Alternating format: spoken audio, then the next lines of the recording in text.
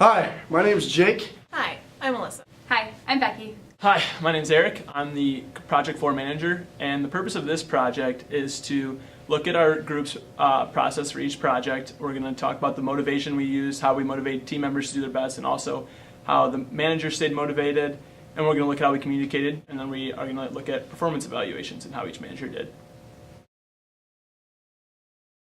When I get nervous, my mom tells me to put these sunglasses on and everything will be alright, so much better. Aside from the first project, the basic process that we had was somewhat similar and it was great, you know. On Wednesdays we would meet in class and talk about what we were going to do, set the guidelines and deadlines. Once that was done, we would send it into you with no revisions, of course. And then after that, we would meet and get some revisions, and I say we would go through it thoroughly. So, do you guys think there should be a comma after fixes? No, there's actually supposed to be a comma after the first sentence. There's one in the third sentence, also in the fourth and fifth sentences. What do you guys think? No, I think we should just leave it. Yeah. After this long process was over, the manager would look over it one last time and submit it to you. On to another story, though.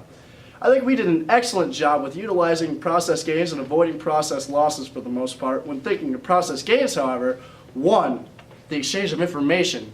Our ideas were consistent through emails and texts. I mean, at one point my phone wouldn't shut up. Two, we kept the workload balanced equally throughout all three projects. We all had an equal part through each project. The portions were equally distributed. And three, the social facilitation was tremendous since the facilitation of conversation was unique and well distributed.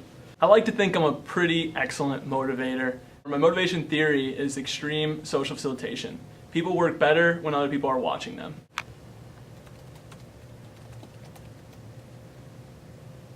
You're doing well.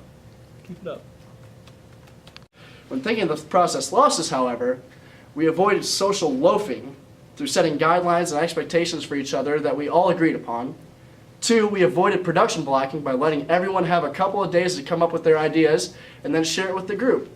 Three, however, Ian Crawford says that it's unavoidable the process loss of group maintenance. Also, a study done by the University of Arizona, they think they got something on us, but they don't. Feel a lot better now. Suggests that there are two satisfactions when dealing with process gains and process losses. Satisfaction with outcome and satisfaction with process. It is possible to have one, but not the other. With process gains, you get both. With process losses, you don't. With that being said, I can safely say that this group right here, we got both satisfactions, so we utilized those process gains and we got rid of those process losses. I almost forgot. We could have done a lot better job by going to the writing center, going to your office hours more, and also just meeting more than once a week. So the motivation with this group was pretty good for the most part. Motivation is a set of forces that initiates, directs, and makes people persist in their efforts to pursue a goal. Basically, our performance equals our ability or our can-do times our motivation or our will-do. We really only ran into trouble on the first project because it was pretty new. We didn't really know what we were doing. Once we got our comments back from you, we noticed on Becky's that it said, "This is an example of poor writing."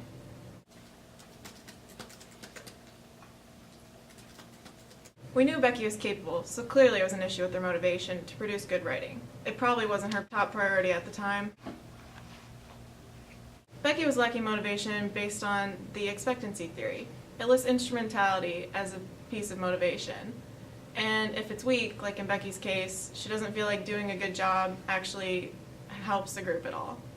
So to motivate her better, we need to change her perception of how instrumental she was towards the group.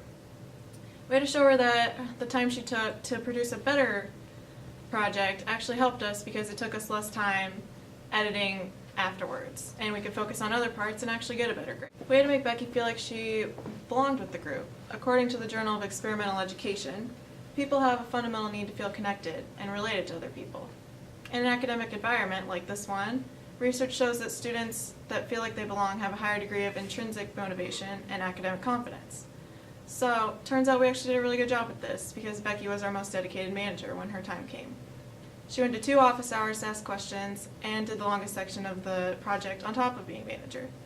The book talks about the reinforcement theory, reinforcing Becky's hard work as a manager through good grades and praise from us, was a form of positive reinforcement. She wanted to do more work because it had higher rewards. We started out solely relying on email to communicate for the first project.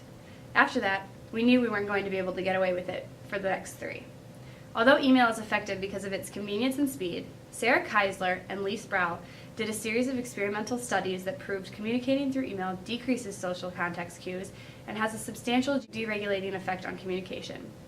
That means much information conveyed through electronic email was information that would not have been conveyed through another medium. On top of this, our book states that emails lack nonverbal cues, making them very easy to misinterpret and view in a negative context. What? After we learned this, we started to invite other forms of communication into our projects. We then began to get the hang of using formal communication, or the system of official channels that carry organizationally approved messages and information through text messages, emails, and group meetings. The book advises to decrease downward communication or communication from higher to lower levels in an organization, increase opportunities for upward communication or communication from lower to higher levels in an organization, and encourage better use of horizontal communication or communication among workers who are at the same organizational level.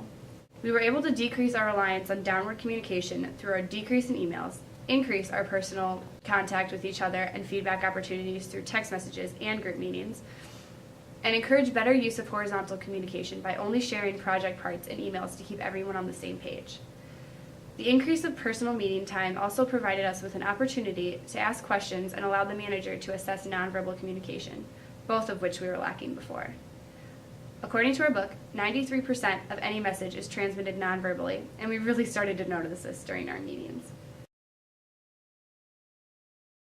Alyssa was probably our best manager because in the first one, group members are usually going through the norming phase, and we knew that each person needed to step up and find their role in the team. And Alyssa, being the manager, had to make sure that she was the leader, and she did a good job of not putting pressure on us and also motivating each of us to do our jobs and making sure that things got done in the right time and that we weren't just socializing. You could say that Jake was probably the worst manager because he overused positive reinforcement, so much so that even when it wasn't deserved, he was still motivating them, and it led us to think that we were doing a good job even when we really weren't. According to Forbes, compliments tend to lose their meaning if they're given out just because, or if they're distributed evenly across the team for no reason other than to mitigate hurt feelings. That means just because you want to call out one employee for a stellar accomplishment doesn't mean you have to figure out a way to recognize every other team member in that same moment. Good job. See what I mean?